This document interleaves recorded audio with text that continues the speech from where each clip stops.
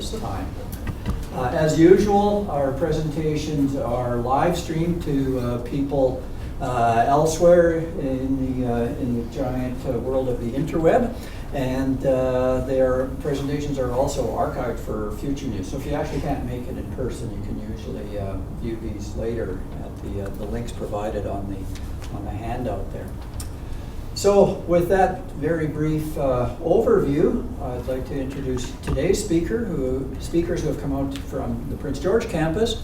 Heather Smith and Grant Potter are with the Center for Teaching and Learning and Technology at UNBC, so they both specialize in the design and delivery of some of the more innovative methods in teaching and education these days. Heather is the director, comes to us from a political science background. She's a professor of international studies. Her area of expertise, at least an ongoing scholarly work, is in Canadian foreign policy, especially as it relates to feminist perspectives in climate change, and she remains active in that area. She's actually one of the founding faculty members of UNBC, been there 22 years. Yes, I have. I was 12 when I came to Yeah. Sorry, I shouldn't actually mention. No, I told you. So she did her PhD at Queen's University and her undergrad at U of A, and we won't say when. There we go. Grant, on the other hand, has been with UNBC since 2007. Again, all full-time with the Center for Teaching and Learning, and comes to us from previous experience in academic administration and teaching in the Northwest Territories and in China. He got his undergrad at Acadia University, his master's at UBC. He's originally from Nova Scotia. So with that little background, they are going to walk us through this new world of open textbooks. Take it away, folks. Absolutely. So we're going to do two things. Heather and I are going to tag team this. I'm going to talk a little bit about the idea of openness in general and openly licensed content, so I'll just give a basic introduction. And then we're going to give you some really good news that if you want to be involved in the adaptation or adoption of openly resourced materials, we have a what? You don't have to talk about it, just introduce the idea of what it is. We have a new grant that's being operated through the Center for Teaching, Learning and Technology for Open Educational Resources, so we can discuss that a bit as well. And so what I'm going to do, it may look a little awkward, I'm going to sit down and then Grant can invite me back into the process. We hope to have enough time for you to have questions. If anybody wants to talk about the politics of open, as a political scientist, I find that particularly fascinating. And we can also talk about open pedagogy as well. So there's a lot of space for conversation. Grant's going to lead off. He and I don't always agree on these things, so feel free to prompt us to disagree if you want to see some, a showdown. And we'll arm wrestle for it. Okay, you're up. Okay.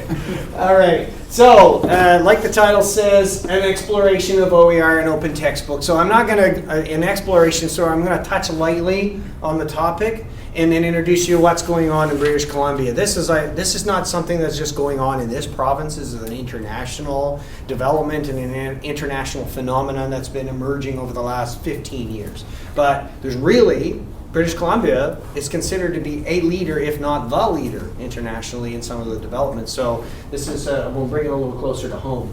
So OER, the acronym, because I hopefully don't use too many acronyms in this presentation, but OER, Open Educational Resources, just like it says here, it's simply resources, teaching and learning resources or research resources that are in the public domain, meaning freely usable and adaptable and mixable by anyone, or they have a specific kind of license applied to it that allows us to be have a little bit more freedom on how we share them. More on that later. But in essence enables free reuse. And what does that include? Full courses. Sometimes, quite often, there are lots of different places online where you can get an entire developed course. MIT is a leader in this. Back maybe 12 years ago, they started releasing all of the lecture captures of all of their lectures, as well as the materials, and they had a specific license. It was an MIT license that they applied to their open software as well. They applied it to the courseware. And when they started doing that, other institutions, Stanford, and then it started to roll out, Carnegie Mellon started doing it, and other people started saying, oh, this is kind of an interesting concept, and they started to move on it too. So it can even be more granular than entire courses. It can go course materials, videos, assessments like tests or test banks. We talked about software. The whole idea of free software, how are you going to make money on free software? You think of the internet, and you think of the billions of websites that run on the internet. About 75% of those run on free software. So a software that's called Apache, which is a web server. And when that is under a free license, allow anyone to dig into the code, change it, make it do what they want to do, use it for free. They don't have to ask permission to use that software. Because of that, removing that barrier to access and that barrier to adoption, it became the standard. Right, so it went from being a periphery player, because way back in the early days of the internet, Windows and Microsoft had a web serving software, and they kind of held the market until the free software showed up, and it really took them out of the market. So the free software, how people make their money on free software, they made their money on supporting people who use the free software. So you became a consultant, or you became a company that helped people use that free software in flexible and creative ways. And you see at the very bottom, open textbooks. So when we talk about open textbooks, we're talking about all of those things above, right? But we assemble it in a format that as educators we're familiar with. We all know what a textbook is. A textbook contains not all, but a lot of the resources that we may be asking the students to interact with during the duration of a course. So it's a useful metaphor when talking about how we're going to reuse different types of resources in a sort of a cohesive way. So when I talk about open textbook, exactly what it says. It's one type of OER. Think of OER as this big globe full of all kinds of different freely accessible materials, right, that can be accessed online. A textbook is more of a curated collection. Right? And then a textbook, obviously because of the name, is also capable to print it in some way. Right? So if students prefer to actually have the print version, it will be sort of developed in a way that, let's say if there's multimedia inside an open textbook, when you print it, what does that look like? Right? What do the videos look like? There's ways to do it. I won't get down the rabbit hole of all those kind of doodads, but there are ways to ensure that multimedia can be represented through links and other things. So we're going to talk a little bit about open textbooks in particular, but I want to talk about this thing for a little bit. So you've seen this before, copyright. Okay, so copyright it essentially exists to ensure that if you are the creator of a resource, that if anybody wants to use that resource or redistribute that resource, they're going to have to have permission from somebody, either you or your publisher, or your handler, or whoever, or somebody's going to have to ask permission somewhere before, or there's going to be some lawsuits involved, or there's going to be threats of lawsuits involved. And copyright is also used to protect intellectual property. If people have come up with a great idea, a patent, a technology, whatever it may be, that they have a period of time in order to, make some gainful, profits out of their creation, out of their creative activity. So it does play a role, but at a certain point, applying copyright to something, or sometimes if a resource you can't see a C anywhere on it, copyright, like the copyright C, it's implied. Under actually, Canadian law and international law, if it isn't stated, the default is copyright, right? So even if you had full intention of make this wonderful thing to share with your psychology colleagues and psychology students all over the world, if you haven't clearly delineated what your license is, the default is going to apply. So what are the alternatives? I do have a video. Can we watch it in here? The audio will go through. Yeah, let's just try to give it a shot. This is a short video. I'll share we may not have audio in it. Oh yeah, I'll let it. No audio in here. Volume on. Sorry. Oh yeah. Is an easy way they could share their knowledge with others working on similar issues. Using Creative Commons licenses, the great work that's been done already can be shared with the community, combined with other materials, updated as needed, and used by anyone to address the needs for awareness, training, or fundraising. Here's an example. Meet Sean. Sean is the president of a community literacy group. Using donations from the community's annual campaign, his volunteer committee of librarians and retired teachers have developed a resource kit for libraries. This resource kit includes learning activities and self-assessment tools, and it's distributed to the members and libraries who have said they need help. Meet Janet. Janet works at a community college several hours away and has some funding to develop a resource to help new immigrants in the community learn English as a second language, or ESL. She finds the resource kit from Sean's group at her local library and thinks it's a wonderful idea. Under traditional copyright, Sean's group automatically owns the copyright to those materials. If Janet wants to use the resource, she must first find Sean's group and ask permission to use and adapt their materials for the immigrant community they serve. However, Sean's literacy group recognizes that organizations who help immigrants could get a lot of use out of their materials if they're allowed to use and adapt them for teaching ESL. This is where a Creative Commons license comes in. By enhancing their copyright with a Creative Commons license, Sean's literacy group can allow the immigrant support organization, or anyone, to freely use the resource kit as long as they attribute the original creator without having to first ask for permission. She knows that license means she already has permission to use the literacy resource kit and to revise it to add in some ESL components. Janet happily adapts the resource kit, attributes it to the literacy group, and then uses it for their ESL resources. Janet sends her revised toolkit back to Sean's group via email, and they can use it as well. The Creative Commons license comes with different attributes. A share-alike license allows someone to expand or change a work as needed, as long as they credit the original source and share their newly created remix resource with that same license. A no derivatives license means that anyone can reuse the resource as is, but they can't make a change to the resource. By using Creative Commons, organizations working on social issues can create an environment where resources are freely shared and expanded over time by a wider community. The more a CC licensed resource is used, the more feedback an organization gets that it's working. It's like an ongoing peer review evaluation process, and it's free and easy to use.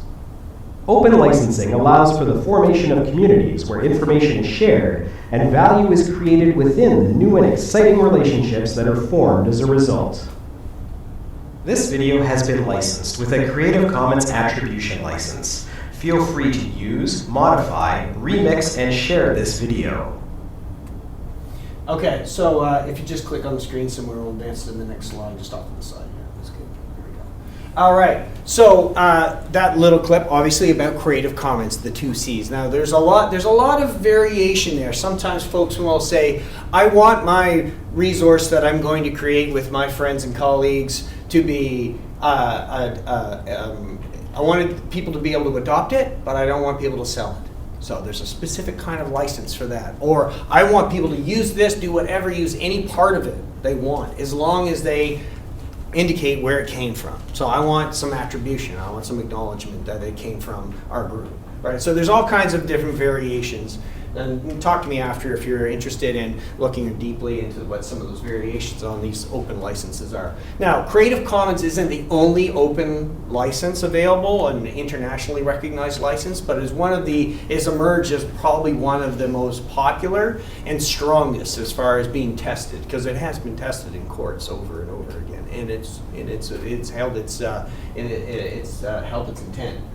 So as it says here, open textbooks available for free as online versions. So when we talk about online resources, just because it's a collection of online resources in the form of a textbook that it presents very much in your screen like a textbook, does not necessarily mean that you can't print it out. There's lots of different ways, and lots of different formats too that allow you to print it out. In the province of British Columbia, they use a Queen's press to print other versions of the BC Open Textbook Project. So if you are teaching, let's say, statistics, and you want use the free peer-reviewed statistics text, and you want those print versions for, I think they're $15 a piece. So for a class set, it would be under $100 if you had a small class for the class set. So it doesn't, just because they're digital resources doesn't necessarily mean that they're not printable. All right, so there's another angle to this, is that if you've been following the news, especially at the beginning of a fall semester, student unions have been very active and very outspoken about the cost of education, in particular, the cost that they incur at the bookstore. And then this is nothing, this is the industry of selling books in general, not just textbooks, but it impacts the textbook industry. So if you follow social media or use social media at all, you'll know that this thing here is a hashtag. If you go on to any social media network and you search for textbook broke, you have a lot of angry students. Like students that are really feeling ripped off. Like they're feeling like, I'm paying $300 for a version, like the 10th edition of a textbook that doesn't look a lot different than the 9th version, but they won't allow me to buy the used 9th one. I can't just spend $80, I have to spend $300. And those questions are being asked online. And the thing is, it's not just like sort of a grassroots level where there's students just complaining online. These are like student associations that are starting. Like in this case, this is from UVic. UVic had a big campaign this year led by students asking pretty tough questions of the institution, saying, what are you doing about this? Because if you look at the consumer price index, and then you look at that arc, and then you look at the cost of textbooks in association to the consumer price index, the cost of the textbooks is way above the cost of inflation in the CPI. So these students are aware of this, and they're asking this question. So one way to address this is, as institutions, to say, what are ways that we can help mitigate this? Are there certain groups or certain realms of expertise that we can capitalize on to release some openly resourced material, to at least provide some relief in some areas for students in textbooks? This has been taken quite a bit further in the state, Oregon State and Washington State. They have entire colleges, systems, that offer these things called Z degrees. A Z degree means zero cost. So you pay your tuition and then there's no other cost. All of your resources are provided to you free of cost by the institution by using openly licensed materials. So they and a lot of staff and institutional resources to ensure that they have curated the necessary materials and that they're openly licensed and they make them available. All right. So it's not just about the textbooks, just like the publishers have, you might get an instructor resource, so you might get a CD with a bunch of videos on it, or PowerPoints, or tests. As well, some of these open textbooks have ancillary resources attached. So they'll have PowerPoint slides that you can put your name in, brand it for your institution, take slides in or out as you wish. I think the biggest thing, or the biggest development I've seen in the last 2 years with some of these open textbooks is assessment test banks, which I think are great. Not as a tool for testing students, like high stakes testing, but as a way to actually ensure that students are spending enough time with the material. So if you're asking students, read page 1 to 100 by Friday, and if they have ancillary resources that actually, or let's say 500 questions that somehow lie within that 100 pages, you can say, do the reading page 1 to 100, but by Monday, please do the online test. And then the online test could be very simply just test whether they spent time reading. Whether they spent time reading beforehand and did the test, or read and did the test as they read, either way, they still read. They still read the material, right? So it's a way to support students, to ensure they're interacting with that material. Often, publishers will charge very large amounts of money for the textbook, and then say there's also a huge test bank available. And then you'll think, great, and you adopt the textbook, and when you want to use the material, your students need a code. They need a $60 code. And then they can punch it in, and then they can do the test. And students are like, are you kidding me? Like, I bought the textbook, and now I got to pay to do the test? And it can be very upsetting for students. All right, so these are linked. Open textbooks can be found all over the place, but the one, if you're curious about looking into what's available, I would start here in this province with the BC Open Textbook Collection. That collection, they're all resources that have been reviewed by faculty in British Columbia. And their names are attached to it, as well as their institution and their discipline. So if you want to see who gave this thing a thumbs up, you'll be able to actually put a name to some of these. So there are many other repositories and collections. Can we click on the BC? Just open up in a new tab, maybe that first link. Yeah, and I'll just go to the page so that we see. So I'll share my slides afterward. It's just basically a link and all of these hyperlinks so you can explore them. So you can see over here on the left-hand side all of the disciplines. You open them up. You can search by keyword. You see that there's 163 open textbooks available currently.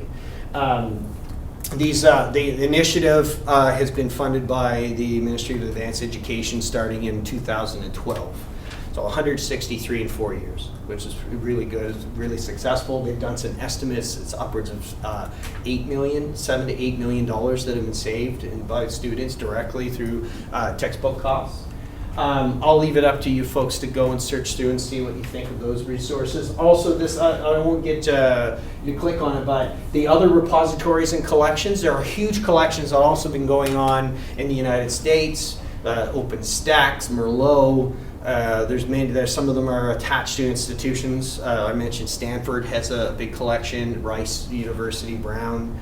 So those are all there too. They may not necessarily be contextualized to some of the things that we do in BC in higher education, but some of them may actually apply regardless of which area you live in.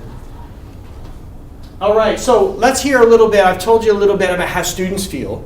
So let's hear a little bit about how faculty feel about open textbooks. If we could play that video.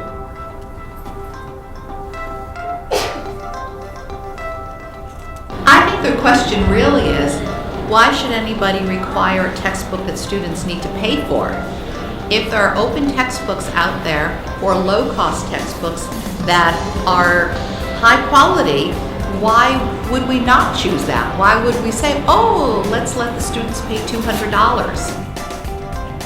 You do have to ask yourself the question, if I can achieve the same pedagogical goals with an open textbook as I can with materials that will traditionally cost students $200, why would I carry on?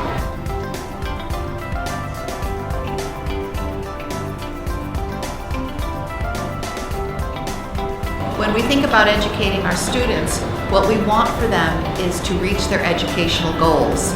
And if having affordable support, such as textbooks, learning materials, tuition, everything else helps them to reach their educational goals, we've done our job.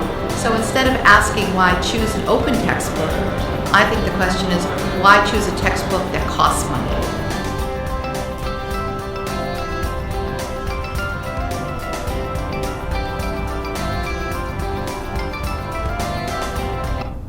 All right, so that first testimonial from two faculty from British Columbia. Here's one more. I'll get you to play this video.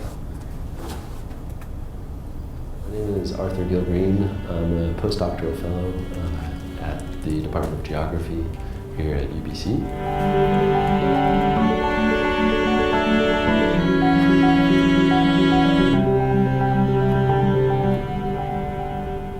When I started teaching in 2010, my first semester, I was finishing a course in Introduction to Human Geography, and I noticed there was 4 of my students at the back of the class taking pictures. I thought, why would they stay after class and do selfies? So I walked to the back of the class, and it turned out they were taking pictures of the actual textbook. At that time, it was really hard to find anything in geography, so I really struggled. And it was only in 2014 that BC Campus started to work on a geography open textbook. Since they've started their program, BC Campus open textbooks are estimated to have saved students between $1.1 and $1.4 million. I feel like my work with them is encouraging responsible pedagogy. It's encouraging adoption of open education principles and resources. There's now survey results that show that students in parts of the United States and Canada may not take certain courses because they can't afford the textbook. So if textbooks and other proprietary resources are hindering learning, then we're not being responsible in how we choose the textbooks and how we choose what students should read. I think most of the open education resources literature has been focused on the economic benefits for students. And I think one part of the equation that hasn't been focused on enough yet, and what I want to focus on in BC Campus, is the idea that adopting open education resources changes pedagogy. And we're no longer relying on the textbook that's been approved and reiterated through 9 editions with minor so-called improvements. We are now relying on a community of people who are collaboratively editing a text. It can actually help us reinvent some of the ways that we're teaching, and I believe it can open up a discussion with the students.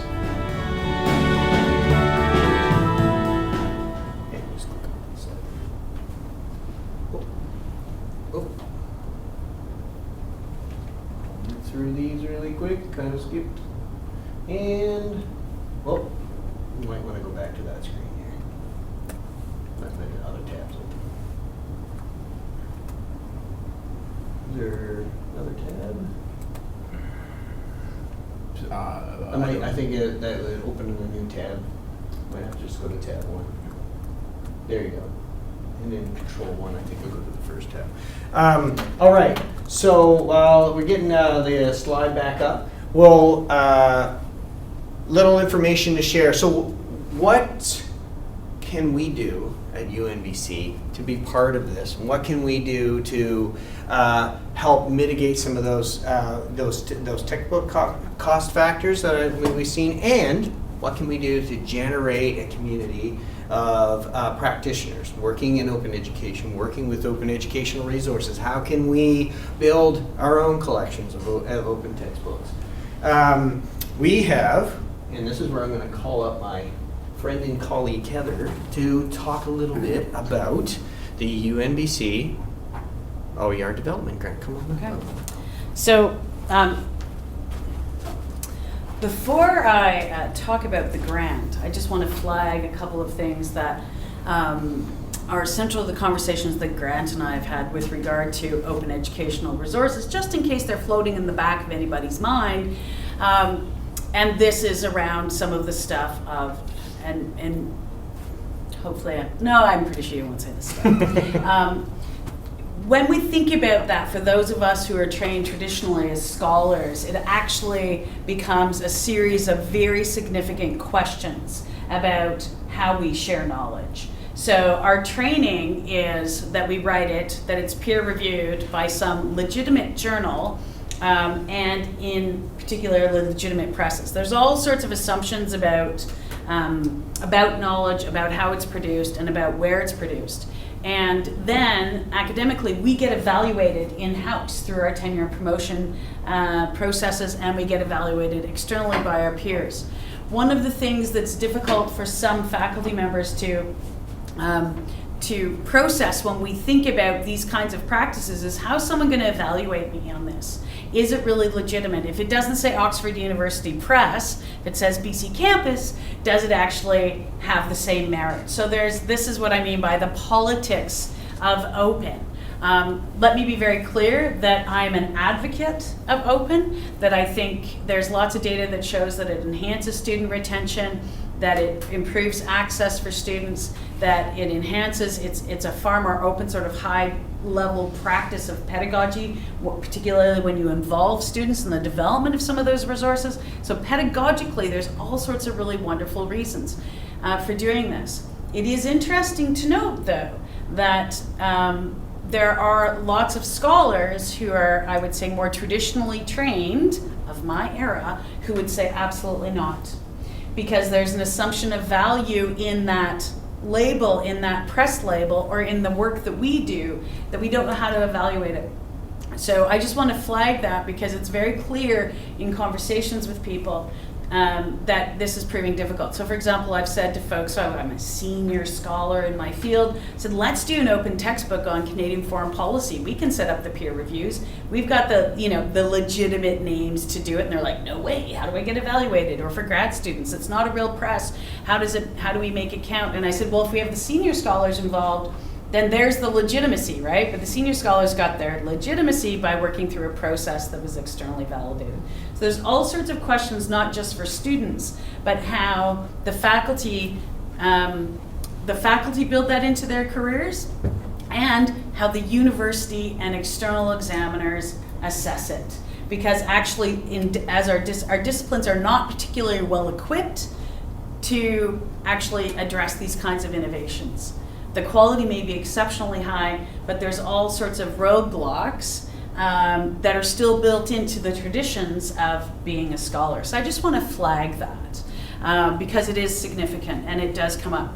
However, I think it's also important for us to understand that we can incrementally change cultures, and that if we actually don't try to do it, that there is harm, in fact, done to our students. We've all heard those conversations. I couldn't afford the textbook.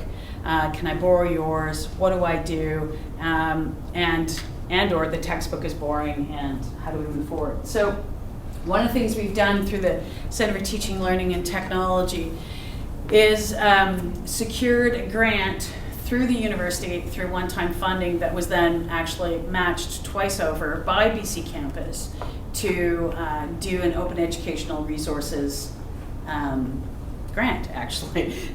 And so we have $30,000 that we can spend, and it is designed, interestingly enough, to provide support for students to do research to help faculty members design open educational resources.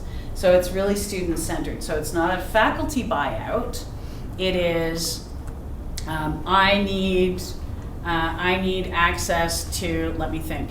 I want to create that textbook on Canadian foreign policy, and I'm going to have a student go and do research on Francophone perspectives on World War II. And they're going to go do the research and provide that, essentially be my research assistant, or provide me with the technical assistance that I need to make that a public-facing document that then any of my colleagues can come and take and adapt and use.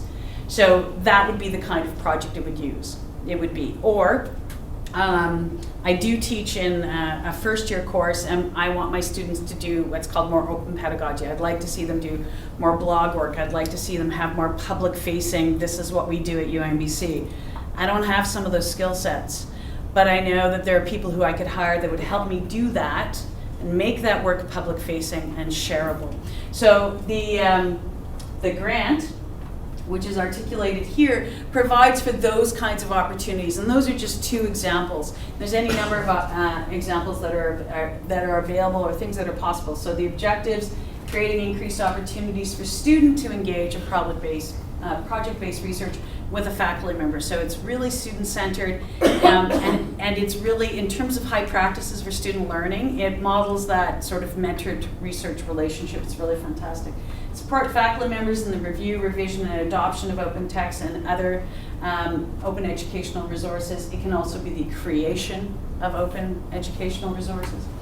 Increase the use of open text and open educational resources at UNBC, resulting in enhanced access for students, reduced textbook and class material costs, right? So it's about, because ultimately somebody pays somewhere, right? Just because it's free to the students doesn't mean there aren't resources being used somewhere else. In large part, it is the province of BC and other provinces across Canada that are kind of funding these initiatives. I think the impact is significant. The learning impact is significant for students. And I think the potential for us as a research university to take a lead on this is significant. I will say, while there are some folks at UBC, it tends to be, not all of the leaders in this are coming from the research universities, and I would argue it is because of that way we frame ourselves as scholars. That's changing. They tend to be younger faculty members who are doing this, but I think it's important. So I just threw the criteria up there on which we would be evaluating grants. Right. Yeah. So I'm not going to read the PowerPoint because that is one of the worst possible teaching practices, and as a director of a Center for Teaching, Learning, Technology, that's really bad news. So there are several criteria by which your grant applications would be assessed. They are listed here. And I will share these slides with you all after. And as well, and on the previous slide, over on this is, if you go to UNBC CTLT, or you just Google that, we're the #1 hit. Yeah. And then we'll, over under awards, you'll see Open Educational Resource Development Grants. So that's where you'll find all this information. so you won't have to dig through my slides.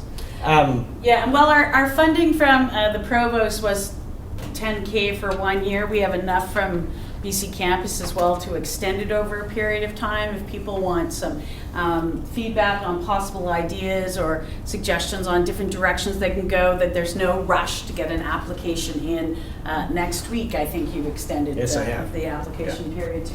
So the key is that we're providing resources that will hopefully help folks build the resources and contribute to reduce costs for students, increase retention in your class, and some really creative opportunities for faculty to work with students on essentially the design of their course materials.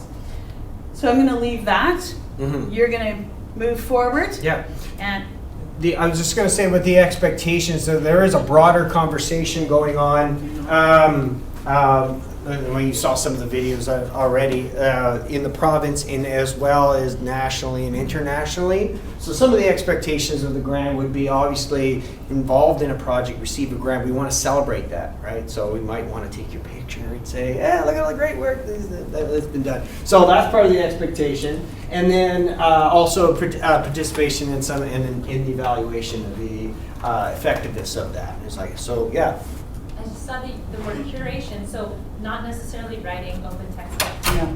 That is key. That is key because one of the things that the open education community has found is that there are hundreds of thousands of really good things, but we really need people to be able to be selective. And instead of adding yet another piece to the hundreds of thousands to say, you know what, this whole body here is great. Let's just use it, right? So it's like remixing stuff, right?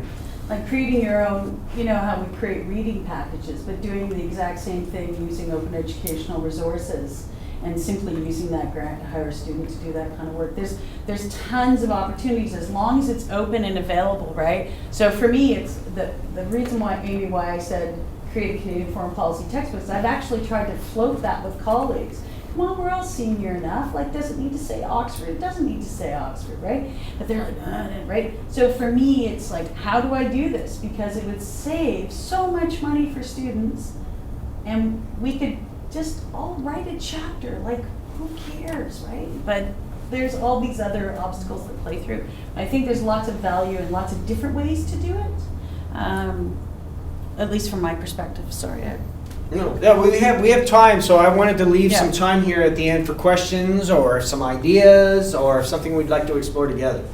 So will your next workshop be labeled literary mixology? I love it. How to be Yeah. a mixologist. Mixologist. I love it. Yeah.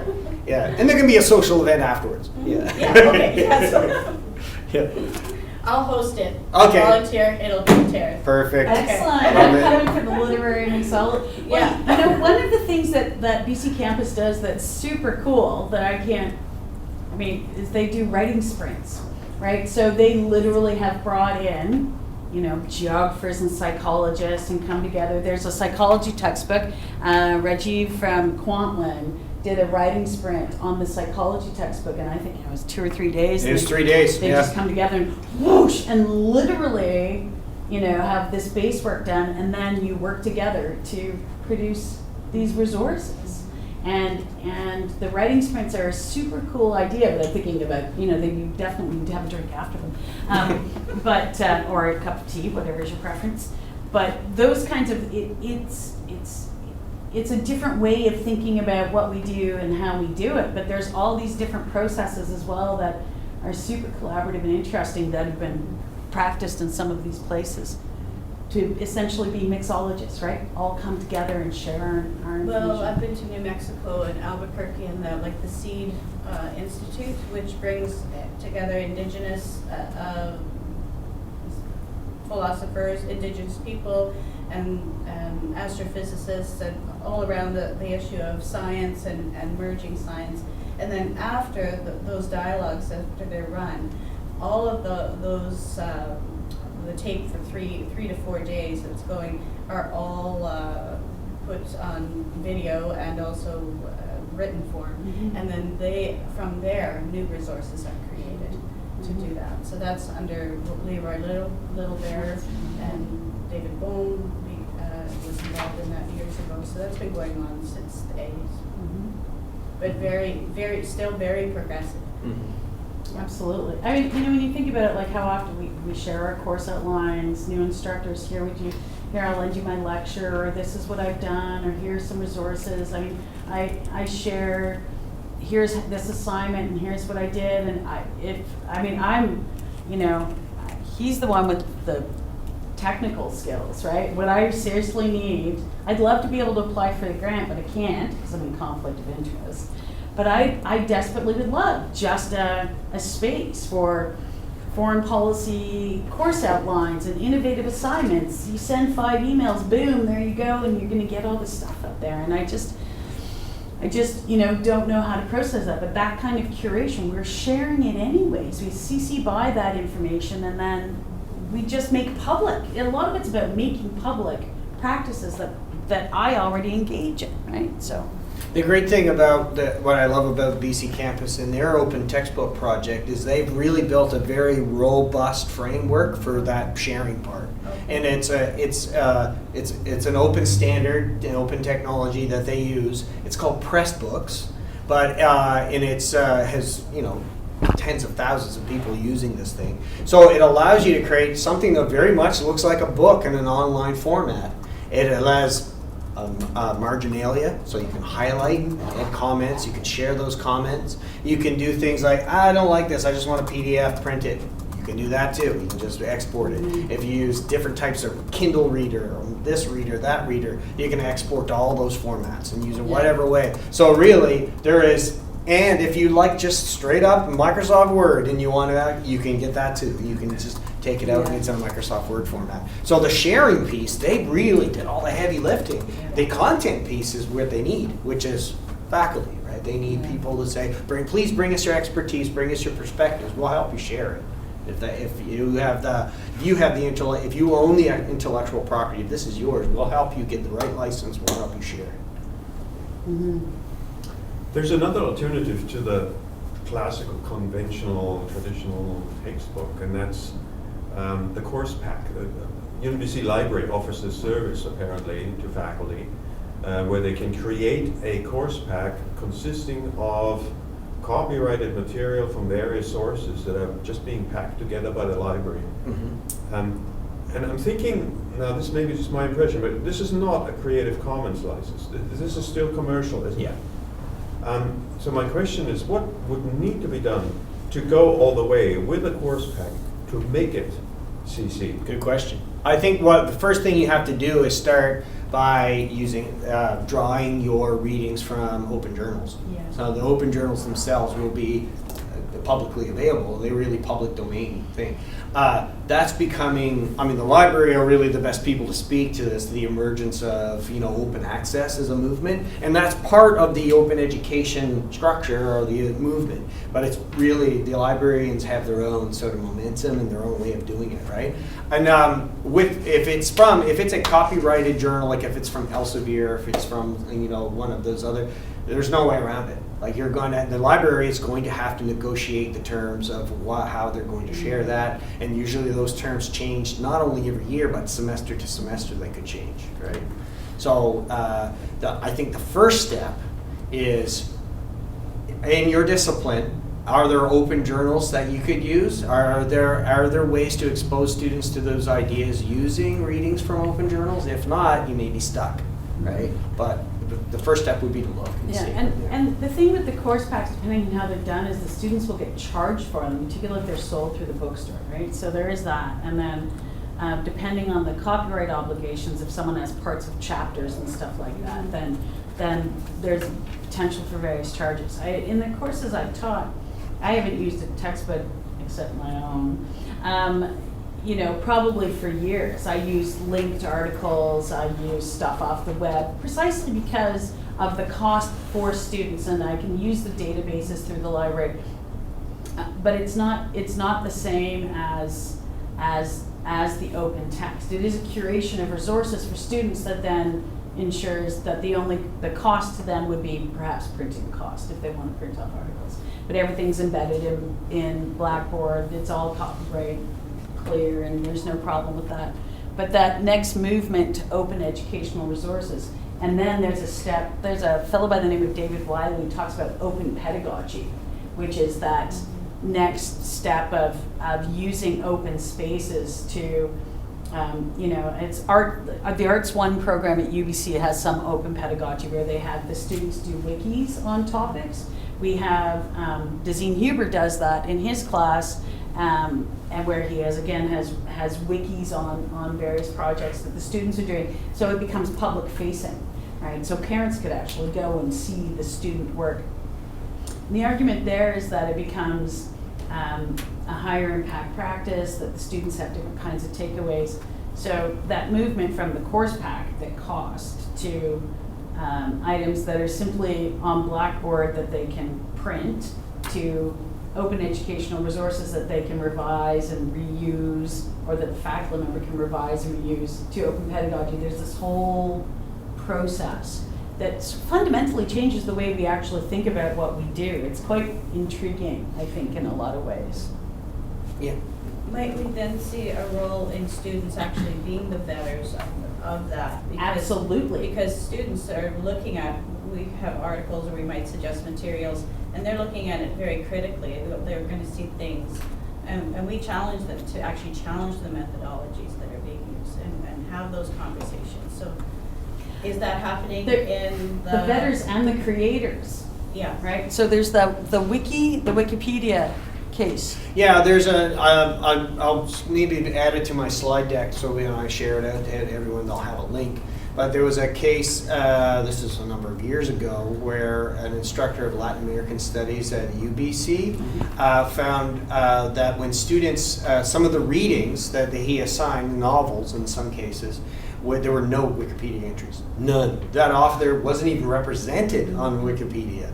So he asked the students, like, well, what do you think that is? He's like, we should do something about that. So I guess your assignment is going to be, we're going to, as a class, get featured articles in Wikipedia. And the whole idea of like, how hard can it be to get a featured article to the front page of Wikipedia? Turns out it's pretty hard, really hard. Their quality is poured over by thousands of people, right? And people that are involved in that community for a long time. Very high standards. So as a class, they ended up getting 3 featured articles on 3 novels plus the author, and they had hundreds of thousands of views. Like their work as a class was viewed by more people than might see that work over 2 decades, right? And that was in 1 semester, right? So, and it was an amazing thing that still exists to this day, and they publish the metrics every once in a while of what the impact it's had. And it's actually every offering of that course to say what other authors are underrepresented, what other novels are not represented here. How can we also get them to featured or notable status? Right? There's another case that Grant was involved in with Bill Owen when he was teaching, and Bill's now what's his new title? Vice Provost, Student Recruitment or Enrollment and something. Anyways, my apologies to my friend Bill. When he was teaching, there's an online radio station that Grant happened to have a hand in creating.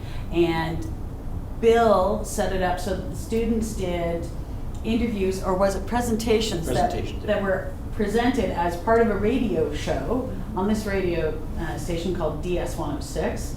And Bill heard from one of the parents, and one of the parents said, that's the first time I've heard anything but what my daughter does in the classroom. So that ability to find ways to sort of have a public presentation of our students' work tends to enhance the quality. There's data on enhancing quality. It makes their learning more transparent, and I mean, I've seen it when I've had students do presentation or poster presentations in public spaces. They work harder because they feel like they could get embarrassed more quickly, which is interesting because they're okay being embarrassed in front of us, but not the general public. And the same thing happens when you go onto radios or when you go onto wikis, and it's something that becomes shared in a very different way than an assignment that is just a relationship between you and the student. And so we've seen these really innovative practices, and the feedback is significant. And I also think for UNBC, or whether we're in Terrace or Prince George, it says it expresses our learning to our community in a richer way. It removes things from the classrooms. It changes the classroom space. I think that's really powerful. So yeah, another good example of students working on a resource that actually supplanted the official resource. It happened at UC Davis. It was a chemistry class, huge undergraduate chemistry class. And an instructor challenged the students to say, I think that giving a very basic standard platform, we could probably come up with a better chemistry resource than that we're currently using in the class. So I challenge you as students to do this. And then he figured out a way to ensure that he could monitor student activity through the revision logs, as well as a way to assess the students' contributions to this. It turned out after a year, the old textbook they are now using, is now internationally famous. It's called the ChemWiki. It's made by UC Davis. They use it for the last 6 years as the primary resource for all undergraduate chemistry classes, and got millions of dollars in grants. It got a MacArthur Genius Foundation grant, it got a Hewlett Foundation grant, and then people realized the work and they funded it. Now it's not just run by students, but they have full-time staff to help each incoming round of hundreds of students work on that resource, improve it, extend the auxiliary resources. So I think there's real. Not only students learning about chemistry there, but they're also learning some really transferable skills. And we talk about the knowledge economy and 21st century skills and all that stuff. That, to me, is a fantastic example of a budding chemist also getting 21st century transferable skills on his or her pursuit of their career in chemistry. Right?